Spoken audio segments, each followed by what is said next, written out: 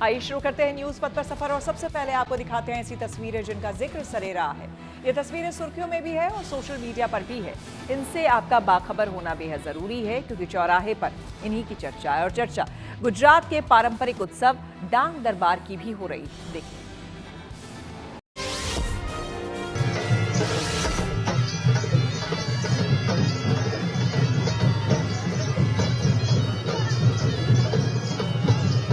तस्वीरें गुजरात के डांग जिले के अहवा की हैं, जहां आज पारंपरिक डांग दरबार उत्सव की रंगारंग शुरुआत हुई।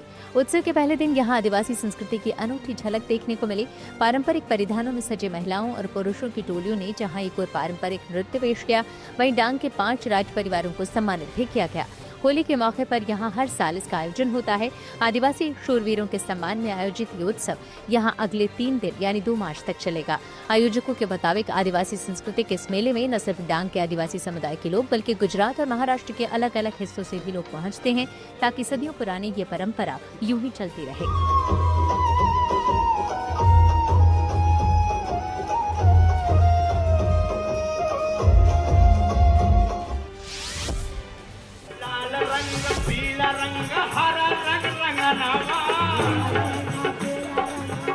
होली की खुमारी हर तरफ छाने लगी है। ये तस्वीरें यूपी के प्रयागराज की हैं, जहां होली से पहले होली का रंग है। यहां पारंपरिक फाग गीत गाया जा रहा है। गायकों की मंडली के साथ साथ श्रोता भी रंगोत्सव के रंग में पूरी तरह डूबे नजर आ रहे हैं।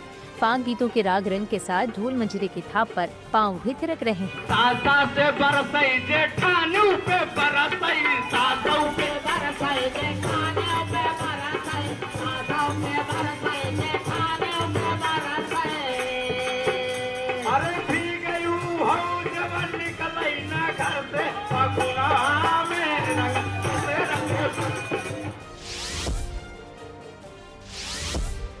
यूपी के हमीरपुर में अनूठा नजारा देखने को मिला। यहाँ बैलगाड़ियों पर बारात निकली।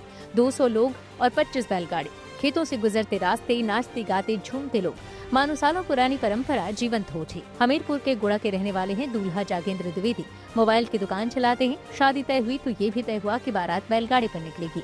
लड़की वालों को भी कोई ऐतराज न था, सो देसी अंदाज में धूमधाम से बारात निकाली गई, जिसमें लगभग 200 लोग शामिल हुए।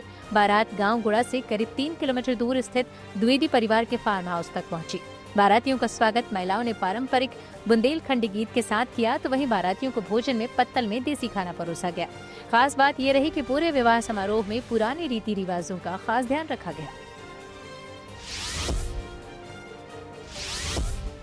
होली सिर्फ रंगों का त्योहार नहीं, आस्था और परंपरा का भी उत्सव है और इसकी अनूठी झलक देखने को मिली धर्म नगरी हरिद्वार में।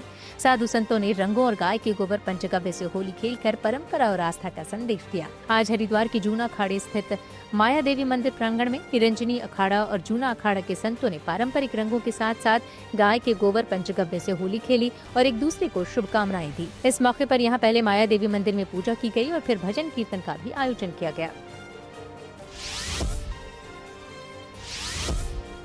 तस्वीरें जापान की हैं, लेकिन इसका सीधा संबंध हिंदुस्तान से है, सनातन धर्म से है। यहाँ टोक्यो में शिवा आदिनाम मंदिर में सैकड़ों भक्त सुबह शाम शिव नाम का पाठ करते नजर आते हैं। शिव की धुन में नाचते गाते नजर आते हैं। इस मंदिर से जुड़े कई लोग पूरी तरह से सनातन धर्म की परंपरा को अपना चुके हैं और इन्हें सनातन धर्म से जोड़ने वाले हैं गुरु बालाकुंभ गुरु मुनि, जो 23 साल की उम्र में पर्यटन के लिए ऋषिकेश गए थे, लेकिन लौटे धर्म गुरु बनकर और तब से वो यहाँ सनातन धर्म की अलग जगा रहे हैं। उनके मंदिर से जापान के अलग अलग शहरों के 20,000 से अधिक लोग जुड़े हुए हैं।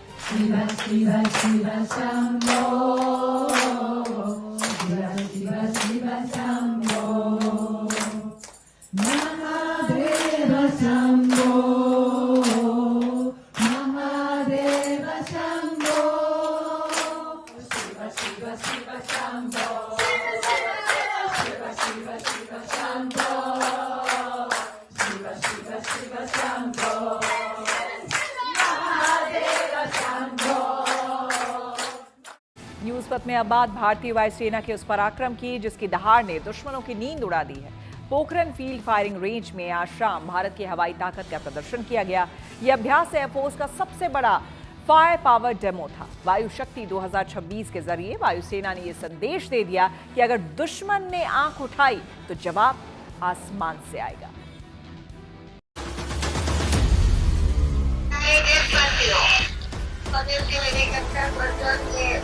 Attention helicopter, आत्मनिर्भरता and withdrawal strategy.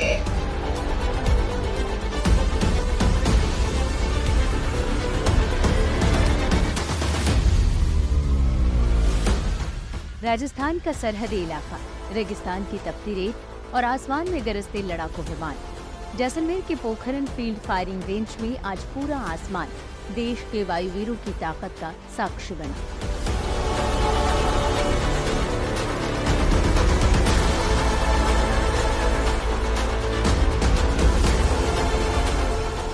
पोखरण ये वही ऐतिहासिक जगह है जहां भारत ने परमाणु शक्ति का प्रदर्शन किया था। आज उसी धरती पर वायुसेना ने युद्ध क्षमता का प्रदर्शन कर देश की सुरक्षा के प्रति अपनी प्रतिबद्धता दोहराई।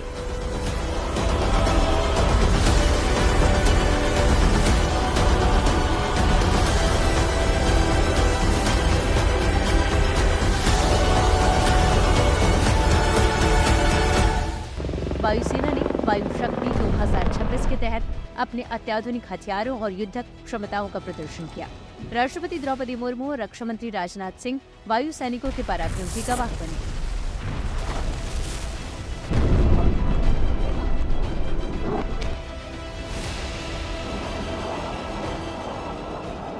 वायु शक्ति 2026 युद्धाभ्यास में 12,000 किलो विस्फोटक का इस्तेमाल किया गया और 277 हथियारों से फायरिंग की गई। युद्धाभ्यास के तहत दिन में, शाम और रात के युद्ध अभियानों का प्रदर्शन किया गया। इसमें 77 लड़ाकू विमान, 43 हेलीकॉप्टर और 8 परिवहन विमान शामिल हुए। लक्ष्यों पर निशाना साधने के लिए राफेल, सुखोई, मिराज 2000, मिग-29 और जगुआर जैसे लड़ाकू विमानों ने उड़ान भरी। युद्धाभ्यास के तहत स्वदेशी और स्मार्ट हथियारों का प्रदर्शन किया गया। वायु रक्षा प्रणाली, आकाश और स्पाइडर की क्षमता परखी गई। M777, L-70 तोपों का भी इस्तेमाल हुआ। रफाल की ताकत, मीका मिसाइल का दम, वायु शक्ति के दौरान किस तरह से रफाल अपनी ताकत दिखाएगा, यहाँ आप देख सकते हैं पोखरण फील्ड फायरिंग रेंज में। ये एक इंटीग्रेटेड डेमोन्स्ट्रेशन है। फायर पावर का प्रदर्शन यहाँ पर किया जा रहा है। Su-30 से लेकर रफाल तक हर एक फाइटर एयरक्राफ्ट आपको दिखा रहा है कि कैसे ऑपरेशन सिंदूर के दौरान पाकिस्तान के भीतर जो आतंकवादी ठिकाने थे उनको कैसे ध्वस्त किया गया। पोखरण रेंज में होने वाला ये अभ्यास एयरफोर्स का सबसे बड़ा फायर पावर डेमो है। इसमें वायुसेना ने दिन और रात दोनों परिस्थितियों में सटीक हमले की क्षमता दिखाई। हवा से जमीन पर मार करने वाली मिसाइलें, लेजर गाइडेड बम, रॉकेट और हैवी मशीन गन फायर, रेगिस्तान में बनाए गए टारगेट कुछ ही पलों में धूल में मिल गए।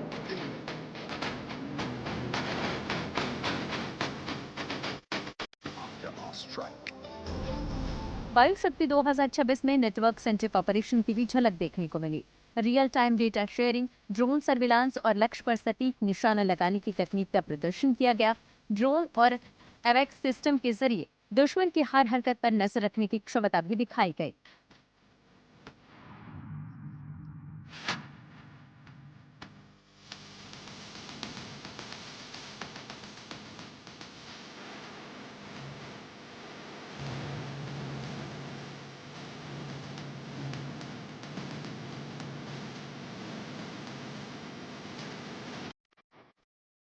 पोखरण की धरती पाकिस्तान की सीमा से ज्यादा दूर नहीं है।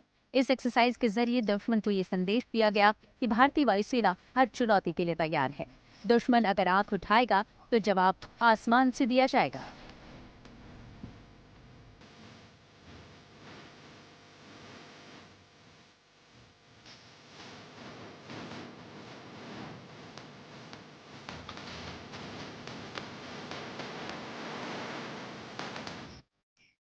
इससे पहले जैसलमेर आज एक और ऐतिहासिक सैन्य गौरव का गवाह बना।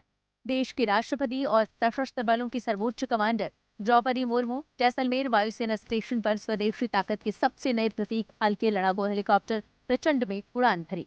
इस ऐतिहासिक मिशन की कमान पायलट ग्रुप कैप्टन NS बहुआ ने संभाली। प्रचंड में को पायलट बनकर राष्ट्रपति ने 25 मिनट तक उड़ान भरी। इस दौरान मुर्मू ने वायु शक्ति 2026 के युद्धाभ्यास स्थल और परमाणु स्थल का हवाई मुआयना किया। आज इस प्रचंड हेलीकॉप्टर में देश की राष्ट्रपति महामहिम द्रौपदी मुर्मू ने उड़ान भरी थी। ये हम सब के लिए बहुत बड़ा ऐतिहासिक पल बन गया। आप देख सकते हैं किस तरह इस प्रचंड हेलीकॉप्टर में पहली बार ये लड़ाकू हेलीकॉप्टर है, पहली बार जो है राष्ट्रपति ने इसमें उड़ान भरी है। दूसरे प्रचंड हेलीकॉप्टर में वायुसेना अध्यक्ष AP सिंह ने भी उड़ान भरी थी। तो 2 प्रचंड हेलीकॉप्टर का फॉर्मेशन था जो आज हमारे आकाश में ये देखा गया, जो है शॉर्टीज देखी गई।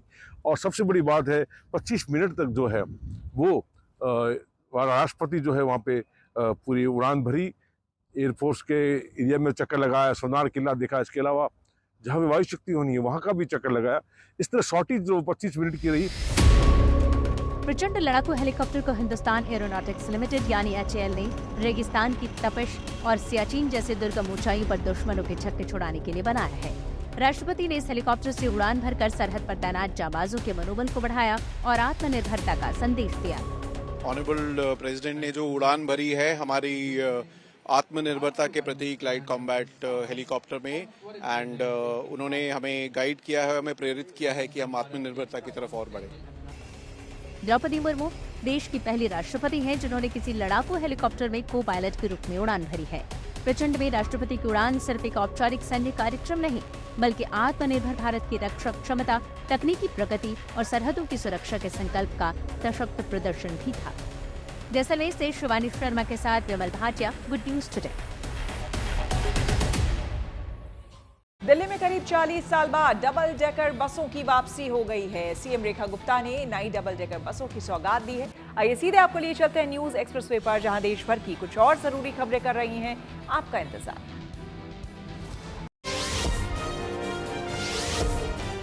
दिल्ली में करीब 40 साल बाद डबल डेकर बसों की वापसी हुई है। सीएम रेखा गुप्ता ने आज इन नई डबल डेकर बसों को हरी झंडी दिखाई। ये बसें पूरी तरह इलेक्ट्रिक हैं, इसलिए इनमें से धुआं नहीं निकलेगा और शोर भी कम होगा। हर बस में करीब 63 यात्रियों के बैठने की व्यवस्था है। ऊपरी डेक ओपन रहेगा, जिससे सफर के दौरान आसपास के स्मारकों का साफ नजारा मिलेगा। बस में लाइव टूर गाइड भी मौजूद रहेगा, जो सफर के दौरान प्रमुख जगहों के बारे में जानकारी देगा। रूट की शुरुआत प्रधानमंत्री संग्रहालय से होगी। इसके बाद बस कर्तव्य पथ, national war memorial, Bharat Mandapam, नई संसद भवन परिसर, दिल्ली हाट और इंडिया गेट जैसी जगहों से होकर गुजरेगी। इसमें यात्रा करने के लिए वयस्क यात्रियों को 500 रुपए का टिकट लेना होगा, जबकि 6 से 12 साल तक के बच्चों के लिए 300 रुपए कीमत रखी गई है। बिहार के समस्तीपुर में पूसा केंद्रीय कृषि विश्वविद्यालय में मखाना अनुसंधान केंद्र खोला गया। केंद्रीय कृषि राज्य मंत्री रामनाथ ठाकुर ने आज इसका शुभारंभ किया। उन्होंने कहा कि अनुसंधान केंद्र खुलने से किसानों को इसका बड़ा फायदा मिलेगा। उन्हें यहाँ मखाना की उन्नत खेती के लिए ट्रेनिंग दी जाएगी। इस मौके पर यहाँ मखाना अनुसंधान एवं विकास विषय पर 2 दिवसीय सेमिनार भी आयोजित किया गया है। कभी नक्सलियों का गढ़ रहे छत्तीसगढ़ के सुकमा की तस्वीर अब पूरी तरह से बदल रही है। ताज़ा तस्वीर यहाँ के चिचोर गोड़ा इलाके में बनाए गए इन घरों की है। ये घर उन नक्सलियों के लिए बनाए गए हैं जिन्होंने हथियार छोड़कर समाज की मुख्यधारा में शामिल होने का फैसला लिया है। उन युवाओं को विकास की मुख्यधारा से जोड़ने के लिए सरकार ने प्रधानमंत्री आवास योजना के तहत मकान दिया है, ताकि वो नए सिरे से जीवन शुरू कर सकें। ओडिशा सरकार ने भुवनेश्वर और बारीपदा के बीच हेलीकॉप्टर टैक्सी सेवा शुरू की है। ये सुविधा सिमलीपाल के आसपास पर्यटन और व्यापार को बढ़ावा देने और यात्रा समय को कम करने के लिए शुरू की गई है। समंदर में भारतीय नौसेना की ताकत अब और बढ़ गई है। स्वदेशी डिजाइन से बने तीसरे एंटी सबमरीन वॉरशिप अंजदीप को आज नौसेना के बेड़े में शामिल किया गया। उथले पानी में काम करने की क्षमता वाले 8 पनडुब्बी रोधी युद्धपोतों की श्रृंखला का ये तीसरा युद्धपोत है। इस जहाज को garden rate ship builders and engineers ने स्वदेशी रूप से डिजाइन किया है। न्यूज वक्त में अब बात होली की। होली भले ही कुछ दिन दूर हो, लेकिन आज रंग भरी एकादशी के साथ ही देश भर में रंगोत्सव का शंखनाद हो गया। काशी से अयोध्या तक, ब्रज से बुंदेलखंड तक आज आस्था और उल्लास का ऐसा संगम दिखा कि पूरा देश रंगमय नजर आया।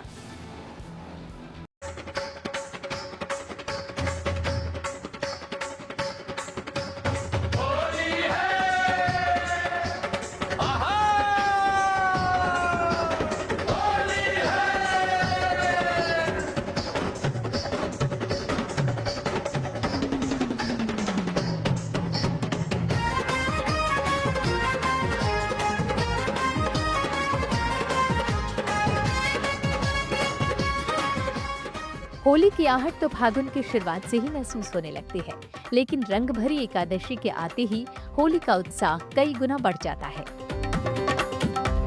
रंग भरी एकादशी को रंगोत्सव का शंखनाद माना जाता है। काशी, मथुरा, अयोध्या, झांसी और देश भर के अलग अलग हिस्सों से आई तस्वीरों ने आज इसकी तस्दीक भी कर दी।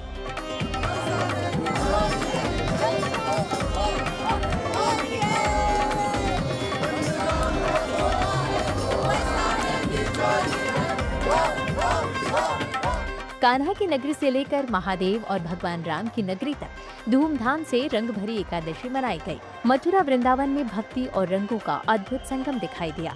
वहीं शिव की नगरी काशी में रंग भरी एकादशी पर होली उत्सव की औपचारिक शुरुआत हो गई। साजन ना गोरी दिगंबर, साजन ना गोरी दिगंबर, मसाने में होली ना, साजन ना गोरी दिगंबर, मसाने में होली। मान्यता है कि आज ही के दिन बाबा विश्वनाथ माता पार्वती का गौना कर उन्हें काशी लेकर आते हैं। इसी खुशी में काशी नगरी गुलाल से जश्न मनाती है। रंग भरी एकादशी के दिन ढोल नगाड़ों की थाप, शंखनाद और हर हर महादेव के जय घोष के बीच उड़ता गुलाल पूरे वातावरण को रंगमय बना देता है। काशीवासी सबसे पहले अपने इष्ट भोले बाबा के साथ महाश्मशान पर चिताभस्म के साथ खेलकर होली पर्व की शुरुआत करते हैं। बजते डमरू, घंट, घड़ियाल, ढोल, ताशे और मृदंग से निकलती धुनों के बीच रंग गुलाल के साथ चिताभस्म भी उड़ता है। मान्यता है कि भगवान शिव मां पार्वती का गौना कराने के बाद भूत प्रेत और अपने गणों के साथ मसान में होली खेलने आते हैं।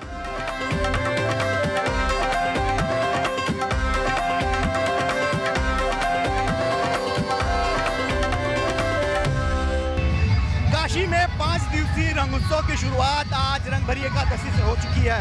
इसके पीछे मान्यता है कि आज ही के दिन भोलेनाथ, बाबा विश्वनाथ मां पार्वती का गौना कराते हैं, जिसके बाद वे अपने गणों के साथ शमशान पर होली खेलते हैं।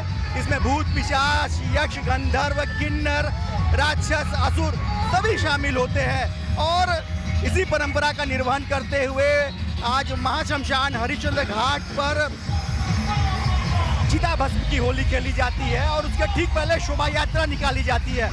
इसमें बाबा विश्वनाथ और तमाम देवी देवताओं की झांकियां होती है और वे पूरे रास्ते भर झूमते हुए, नाचते हुए अपने भक्तों को आशीर्वाद देते हुए चलते हैं और बाबा के इस रूप के दर्शन करने के लिए, इस स्वरूप के दर्शन करने के लिए न केवल काशीवासी आते हैं बल्कि पूरी दुनिया से यहाँ श्रद्धालु इस शोभा यात्रा का हिस्सा बनते हैं।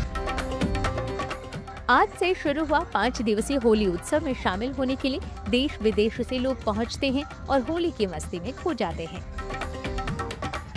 आज के होली के दिन ये नगरी जो बाबा का है, ये दिखाई दे रहा है कि बाबा का ही नगरी है। और ये देखने का ये चांस मिलेगा ये हमको पता नहीं था, तो बहुत अच्छा लग रहा है।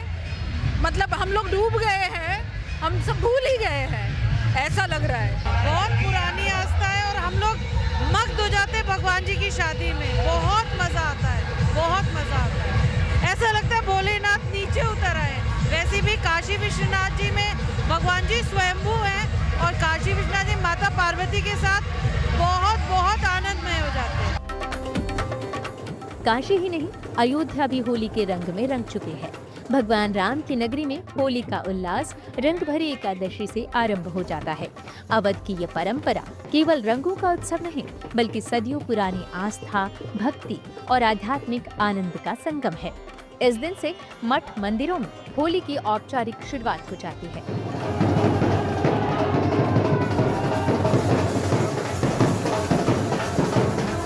देखिए, अवध में हुड़दंग होली है और आज हनुमानगढ़ी से ये जो उनके गढ़ है वो निकले हुए हैं। ये अवध की हुड़दंग होली है। लगातार आप रामपथ पे देख सकते हैं, ये हनुमानगढ़ी चौराहा है, श्रृंगार हाट, और यहाँ से जो है हुड़दंग होली करते हुए यहाँ के जो संत हैं, जो महंत हैं, वो यहाँ पे लगातार आपको दिख रहे होंगे।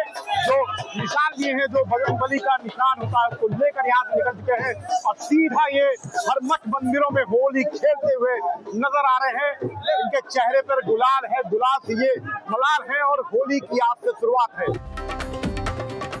परंपरा के मुताबिक हनुमानगढ़ी से साधु संत हनुमान जी के पवित्र निशान के साथ भव्य शोभा यात्रा निकालते हैं। ये यात्रा नगर के मठों और मंदिरों तक पहुंचती है, जहां संतों के बीच फूलों और गुलाल की होली खेली जाती है।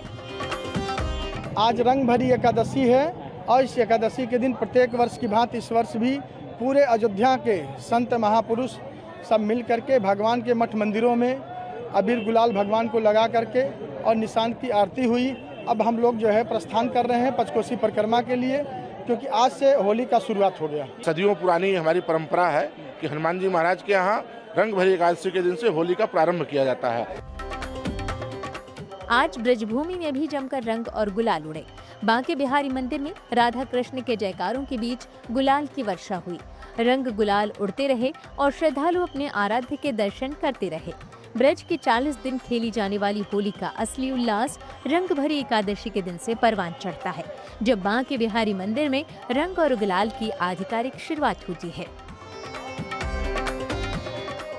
यूपी के झांसी की बात करें तो यहाँ होली का उल्लास कुछ अलग ही अंदाज में मनाया जा रहा है। झांसी के ऐतिहासिक किले के पास आयोजित बुंदेली होली उत्सव में रंग गुलाल, राई नृत्य और फाग गायन की धूम है। इस कार्यक्रम का मकसद केवल होली खेलना नहीं, बल्कि बुंदेलखंड की समृद्ध लोक परंपराओं और सांस्कृतिक विरासत को नई पीढ़ी तक पहुंचाना है।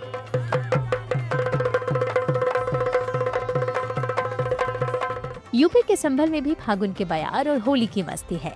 शहर में रंग भरी एकादशी पर शोभा यात्रा निकाली गई, जिसमें लोग रंग गुलाल उड़ाते नजर आए।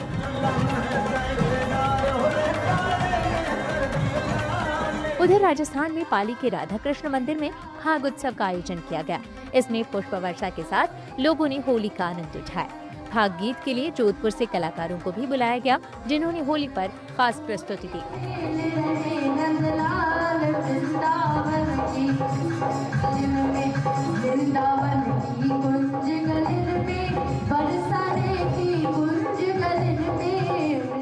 वाराणसी से रोशन जायसवाल, मथुरा से मदन गोपाल शर्मा और पाली से भारत भूषण जोशी के साथ bureau report, good news today.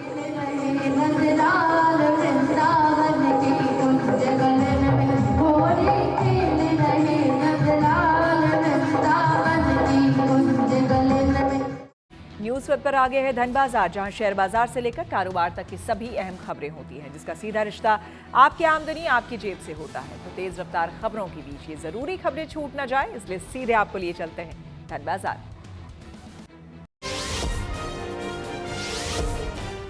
हफ्ते के आखिरी कारोबारी दिन शेयर बाजार में भारी गिरावट देखने को मिली। शुक्रवार को सेंसेक्स 961 अंक लुढ़ककर 81,287 पर बंद हुआ। वहीं निफ्टी भी 318 अंक फिसला, ये गिरकर 25,179 पर आ गया। दिल्ली सराफा बाजार में शुक्रवार को सोना 1800 रुपए महंगा हुआ। इसके साथ ही दिल्ली में 10 ग्राम सोने की कीमत बढ़कर 1,64,700 रुपए हो गई। वहीं चांदी की कीमतें 2,500 रुपए फिसली। अब दिल्ली में 1 किलो चांदी की कीमत घटकर 2,68,000 रुपए पर आ गई। शुक्रवार को डॉलर के मुकाबले रुपया फिसल गया। इसमें 8 पैसे की गिरावट आई। इस तरह 1 डॉलर के मुकाबले रुपए की कीमत 90 रुपए 99 पैसे हो गई। मौजूदा वित्त वर्ष यानी 2025-26 की तीसरी तिमाही में जीडीपी ग्रोथ 7.8% रही। सरकार के मुताबिक इस बार जीडीपी की गणना बेस ईयर 2011-12 की बजाय 2022-23 के आधार पर की गई है। इस नई सीरीज के हिसाब से तिमाही में रियल जीडीपी 84.54 लाख करोड़ रुपए रही, जो पिछले साल इसी तिमाही में 78.41 लाख करोड़ रुपए थी। सरकार ने पूरे वित्त वर्ष 2025-26 के लिए जीडीपी ग्रोथ का अनुमान भी बढ़ाकर 7.6% कर दिया है, जो पिछले साल 7.1% था। न्यूज़ पर के सफर में अब सोशल अड्डा का रुख करते हैं, जहां आज बात होगी तेलंगाना में स्वीपर का काम करने वाले कर्मचारियों को मिलने वाले भारी भरकम वेतन की। तेलंगाना में सरकारी कर्मचारियों की सैलरी और पेंशन पर होने वाले खर्च की चौंकाने वाली रिपोर्ट सामने आई। राज्य के मुख्य सचिव के रामकृष्ण राव ने बताया कि पिछले 10 वर्षों में राज्य का वेतन और पेंशन खर्च करीब 4 गुना बढ़ गया है। 2014 में तेलंगाना राज्य के गठन के समय जो खर्च 1,500 करोड़ रुपए प्रति माह था, वो आज बढ़कर 6,000 करोड़ रुपए हो गया है। सबसे हैरान करने वाली बात यह है कि राज्य के बिजली विभाग में काम करने वाले सफाई कर्मियों का वेतन बड़े बड़े अफसरों को टक्कर दे रहा है। रिपोर्ट के मुताबिक लंबे समय से काम कर रहे स्वीपर्स और सैनिटेशन वर्कर्स जैसे क्लास 4 के सीनियर कर्मचारी महीने में करीब 2 लाख रुपए तक कमा रहे हैं। यही नहीं, बिजली विभाग के वरिष्ठ इंजीनियर्स का मासिक वेतन 7 लाख रुपए तक पहुंच गया। ग्रेटर हैदराबाद नगर निगम में रेगुलर सफाई कर्मियों को औसतन 70,000 रुपए मासिक वेतन मिलता है। वहीं 30 साल के सर्विस वाले ड्राइवर और कर्मचारी 1 लाख रुपए से ज्यादा वेतन पा रहे हैं। मुख्य सचिव ने बताया कि राज्य सरकार के कर्मचारियों के वेतन में इस भारी उछाल की वजह पे रिविजन है। बिजली विभाग में हर 4 साल में वेतन संशोधन होता है, जो चुनाव के साथ भी मेल खाता है। इसी वजह से बिजली विभाग के कर्मचारियों का वेतन दूसरे सरकारी विभागों की तुलना में कहीं अधिक हो गया है। रिपोर्ट में तेलंगाना राज्य की आर्थिक प्राथमिकताओं पर हैरान करने वाली तस्वीर भी पेश की गई। तेलंगाना ने पिछले 1 दशक में लगभग 15 लाख करोड़ रुपए खर्च किए हैं, जिसमें से 12 लाख करोड़ रुपए यानी कि कुल खर्च का करीब 80% केवल वेतन, पेंशन और कर्ज चुकाने में खर्च हो गए। वहीं राज्य में होने वाले नए विकास कार्यों के लिए केवल 3 लाख करोड़ रुपए ही बच पाए। हालांकि तेलंगाना सरकार का कहना है कि राज्य की 11% की विकास दर और मजबूत डिजिटल बुनियादी ढांचे की वजह से वित्तीय बोझ उठाया जा सकता है। जाहिर है, तेलंगाना में सरकारी स्वीपर्स को मिलने वाली लाखों की सैलरी चौंकाने वाली है। इस मुद्दे पर हमने दिल्ली में लोगों से बात की और उनकी राय जानी। अब 2 लाख तो बहुत ज़्यादा लग रहा है, इतना तो हो नहीं सकता, लेकिन एक कोई खबर कुछ गलत लग रही है, तो ऐसा हो नहीं सकता। सही खबर है सरकारी में। अच्छा, तो ये तो अच्छी बात है अगर हो रहा है, लेकिन प्राइवेट में भी होना चाहिए। फिर सरकारी में अगर हो रहा है तो जो ऑफिसों में काम करते हैं लड़के जो प्राइवेट काम करते हैं, तो उनका भी तनख्वाह बढ़ाए, सरकार को सोचना चाहिए कम से कम। और सरकारी में तो चलो अच्छी बात अगर हो रही है, अगर अच्छी खबर अगर ये पक्की न्यूज़ है तो ये तो बहुत बढ़िया खबर है। लेकिन उस हिसाब से मतलब औरों को भी सोचना चाहिए, प्राइवेट और जो काम कर रहे हैं लोग जो और डिपार्टमेंट में है, तो उनको भी सोचना चाहिए सरकार को, और वो अच्छे अपनी तनख्वाह बढ़ाए जो भी है। जी, उनके डिपेंडेंसी होनी चाहिए, जो उनकी एजुकेशन है, एजुकेशन के हिसाब से ब्रैकेट ज़रूर है, होना चाहिए। और अगर उनकी इतनी बढ़ रही है तो जो केंद्र के जो एम्प्लॉयज़ हैं उनकी भी उतनी बढ़नी चाहिए। तो जो ब्रैकेट है वो कहीं ना कहीं तो होना चाहिए, बिल्कुल होना चाहिए। अगर जब वहाँ इतने पैसे में नौकरी मिलेगी तो डेफिनेटली लोग मूव करेंगे, और जितना हमारे कंट्री में है तो लोग डेजिग्नेशन से ज़्यादा पैसा देखते हैं, तो लोग जाएंगे ही जाएंगे। कोई बड़ी बात नहीं, तो काम पे तो वो भी तो काम ही कर रहा है ना, वो भी अपना काम कर रहा है, तो अच्छी बात है। तो अगर बढ़ गई तो अच्छी बात है। अब वर्क तो यार मतलब कि 2 तरह का हो गया ना, एक तो मेंटली हो गया, IPS जो है मेंटली काम कर रहा है, और जो स्वीपर है वो अपना फिजिकली कर रहा है, तो वह फिर ठीक बिल्कुल सही है। सही तो है, हाँ, हो सकती है, कोई बड़ी बात नहीं। अगर आप मेरे को बोलो आज, अगर मेरे को आप लगा दोगे तेलंगाना में स्वीपर, तो मैं लग जाऊंगा, मैं लग जाऊंगा आराम से। वो तो बढ़िया है, होना चाहिए, क्योंकि नीचे वाला भी तो उठना चाहिए ऊपर, या वो नीचे ही रहे। ये तो हमारी सोच है ना कि वो नीचे ही रहे, उसे भी तो उठने का मौका देना चाहिए। अच्छी बात है उनकी गवर्नमेंट दे रही है। रुक करते हैं प्रगति मार्ग का, जहां ऐसी खबरें हैं जो कि देश की तरक्की, प्रगति और लोगों की काबिलियत दिखाती है। आज बात करेंगे सूखे बुंदेलखंड में बहती दूध की नदियों की। बुंदेलखंड की सूखी जमीन से उगी है एक ऐसी कहानी जिसने हजारों महिलाओं की जिंदगी बदल दी। झांसी में बलिनी मिल्क प्रोड्यूसर कंपनी की पहल ने करीब 1 लाख महिलाओं को रोजगार, आत्मनिर्भरता और सम्मान दिया है और इलाके की आर्थिक तस्वीर बदल दी। आज यहाँ हर महिला बलिनी यानी कि मजबूत औरत है और यहाँ की गलियों में एक ही गूंज सुनाई देती है, हमाओ बल हमाई बलिनी।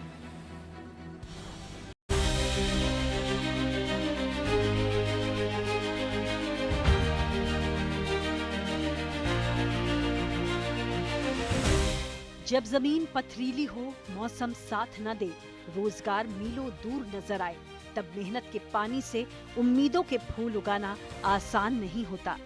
लेकिन बुंदेलखंड ने ये कर दिखाया है। सूखे के लिए बदनाम, पलायन की मार झेलते इस इलाके ने देश को वो कहानी दी है जो बताती है कि जहां संघर्ष होता है वहां चमत्कार भी होते हैं। बुंदेलखंड की सूखी जमीन से उगी है एक ऐसी कहानी जिसने हजारों बलिनियों की जिंदगी बदल दी। बलिनी जिसका मतलब होता है मजबूत औरत, और शास्त्रों में माँ दुर्गा का एक नाम बलिनी बताया गया है।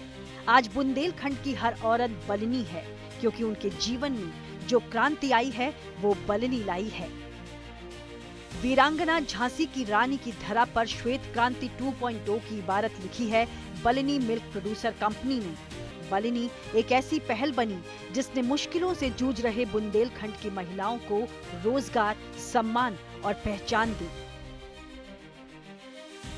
बलिनी सिर्फ दूध बेचने वाली कंपनी की कहानी नहीं, ये महिलाओं के सशक्तिकरण का एक ऐसा आंदोलन था जो 2019 में 5 से 6 महिलाओं से शुरू हुआ और आज 95,000 से ज्यादा महिलाओं को इसने जोड़ लिया। और यही बलिनियां सही अर्थों में विकास की इस कहानी की लेखिकाएं हैं।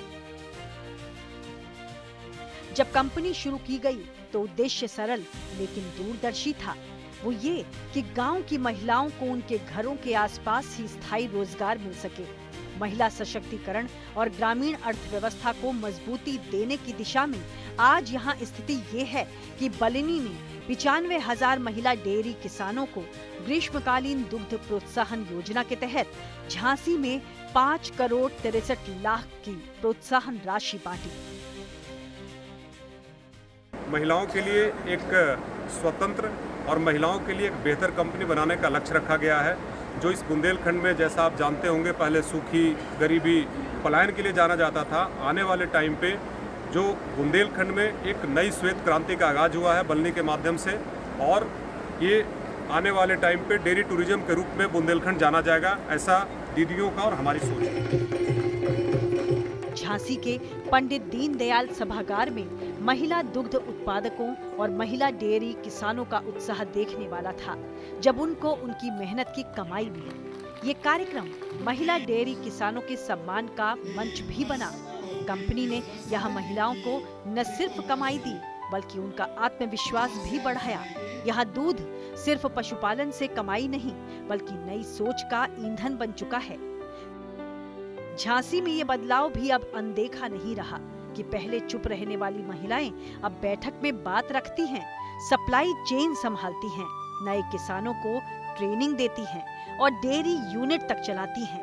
कार्यक्रम में संवाद करती महिलाओं का आत्मविश्वास बता रहा है कि वो वाकई बलिनी हैं। ये उन्हीं के परिश्रम का परिणाम है कि कंपनी का सालाना टर्नओवर जो शुरू में सिर्फ 25 करोड़ रुपए था, अब 700 करोड़ रुपए के करीब पहुंच रहा है। ये आंकड़ा न केवल महिलाओं की सफलता दर्शा रहा है बल्कि बुंदेलखंड में डेयरी जोन में व्यापक बदलाव का भी प्रमाण है। बलिनी से सिर्फ दूध बेचने वाली महिलाएं ही नहीं जुड़ी, इस पहल ने बुंदेलखंड के कई गांवों में एक पूरा रोजगार इकोसिस्टम तैयार कर दिया है। बुंदेलखंड की गलियों में आज एक बात अक्सर सुनाई देती है, हमाओ बल हमारी बलिनी, यानी हमारी ताकत हमारी बलिनी। हमारा बल हमारी बलिनी, हमारा बल हमारी बलिनी, हमारा बल हमारी बलिनी। आज भाषा वही है, गांव वही है, जिंदगी वही है, लेकिन पहचान बदल गई है। पहले घर की औरत कहीं न जाने वाली महिलाएं आज कमाने वाली, फैसला लेने वाली और गांव बदलने वाली हो चुकी हैं। जाहिर है जब महिलाएं आगे बढ़ती हैं तो सिर्फ घर नहीं पूरा इलाका बढ़ता है। बुंदेलखंड की धरती पर आज उम्मीदें फिर खिलने लगी हैं। पानी भले ही कम हो लेकिन हौसला और सपने बहुत हैं, और जब हौसले मजबूत हों तो पथरीली जमीन पर भी फूल खिल जाते हैं। झांसी से अजय झा के साथ bureau report, good news today. Udaipur में हुई रश्मिका और विजय की रॉयल वेडिंग में दो संस्कृतियों का मिलन अपने आप में यादगार रहा। खासतौर से विजय और रश्मिका के लिए लंबे समय से रिलेशनशिप की खबरों में रहने के बाद आखिरकार दोनों ने एक दूसरे का हाथ थाम लिया। शादी की तस्वीरें सामने आते ही सोशल मीडिया पर वो छा गई और फिल्मी सितारों का बधाई का सिलसिला शुरू हो गया।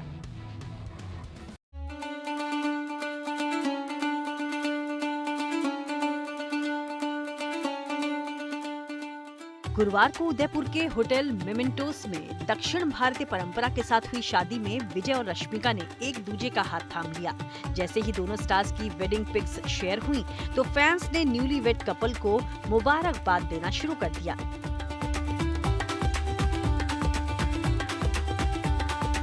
जहां खुद रश्मिका मंदाना ने अपने पति विजय देवरकोंडा को बेस्ट फ्रेंड विजय मिस्टर पति कहते हुए प्यार जताया, अपने जज्बात बयां किए, तो साउथ इंडियन फिल्म इंडस्ट्री समेत बॉलीवुड गलियारों से भी आवाज आई। सेलेब्स ने भी विरोश को जीवन की नई पारी शुरू करने पर दी बधाई।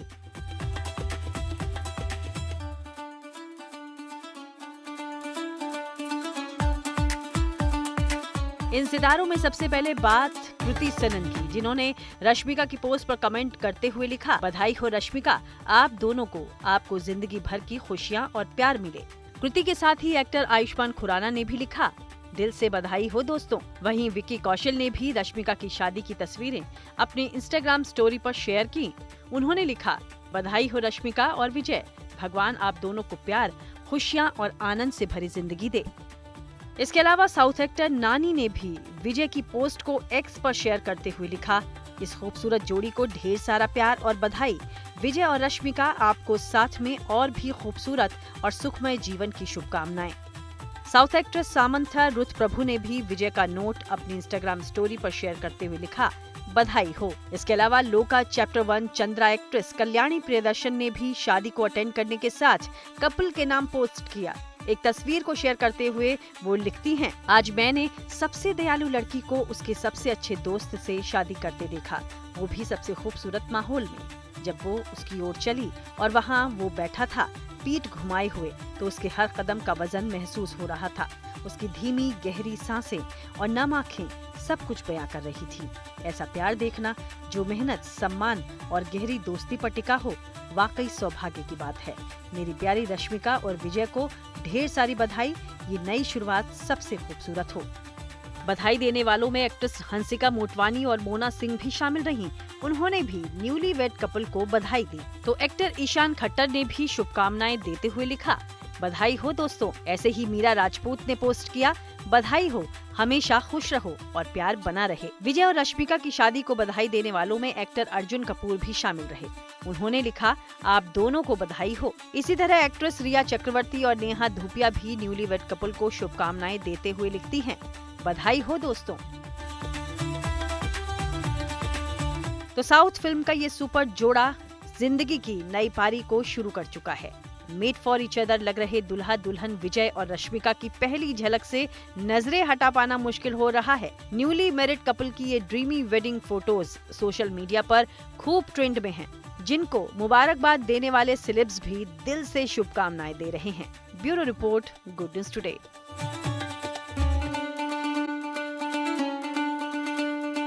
रणजी ट्रॉफी में पहली बार इतिहास रचने के करीब है जम्मू कश्मीर की टीम। इसके साथ ही खेल जगत से जुड़ी ऐसी इंटरेस्टिंग खबरों को जानने के लिए आइए चलें खेल चक्कर।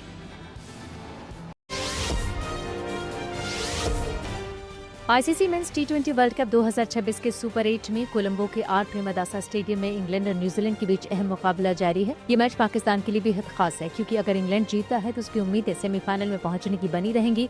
फिर उसे श्रीलंका को बड़े अंतर से हराना होगा। इंग्लैंड की टीम पहले ही सेमीफाइनल के लिए क्वालिफाई कर चुकी है। हार्दिक पांड्या ने कल सुपर 8 में जिम्बाब्वे के खिलाफ 23 गेंदों पर नाबाद 50 रन जोड़े थे। इस पारी के दम पर भारत ने जिम्बाब्वे को 72 रनों से हराया और Hardik Pandya player of the match बने और वो अब टी20 वर्ल्ड कप में भारत की तरफ से सबसे ज्यादा प्लेयर ऑफ द मैच खिताब जीतने वाले खिलाड़ियों की लिस्ट में आर अश्विन, युवराज सिंह और रोहित शर्मा के साथ संयुक्त रूप से तीसरे नंबर पर आ गए हैं। हार्दिक ने टी20 वर्ल्ड कप में यह खिताब तीसरी बार जीता। इससे पहले अश्विन, युवराज और रोहित भी 3-3 बार ये कमाल कर चुके हैं। रणजी ट्रॉफी के फाइनल मुकाबले में पहली बार पहुंची जम्मू कश्मीर की टीम इतिहास रचने से अब ज्यादा दूर नहीं है। हुबली में खेले जा रहे इस मुकाबले के चौथे दिन तक टीम ने मैच पर मजबूत पकड़ बना ली है। वहीं कर्नाटक की मुश्किलें लगातार बढ़ती नजर आ रही हैं। जम्मू कश्मीर ने पहली पारी में 291 रन की बढ़त हासिल करने के बावजूद फॉलो ऑन नहीं करने का फैसला किया और दूसरी पारी में 4 विकेट पर 186 रन बना लिए। इस तरह टीम की कुल बढ़त 477 रनों की हो गई है। शनिवार यानी कल फाइनल मैच का 5वां दिन है और नतीजा नहीं निकलने की स्थिति में जम्मू कश्मीर की टीम पहली पारी में बढ़त के आधार पर मुकाबला अपने नाम कर लेगी।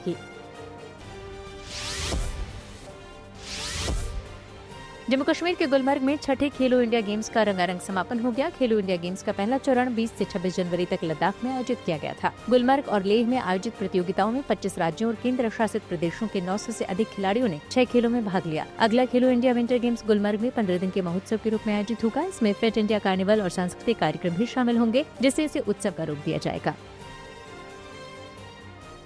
इसी के साथ न्यूज पथ में मेरे यानी कि श्वेता झा के साथ फिलहाल इतना ही। देश दुनिया की तमाम पॉजिटिव खबरों के लिए आप देखते रहिए गुड न्यूज टुडे।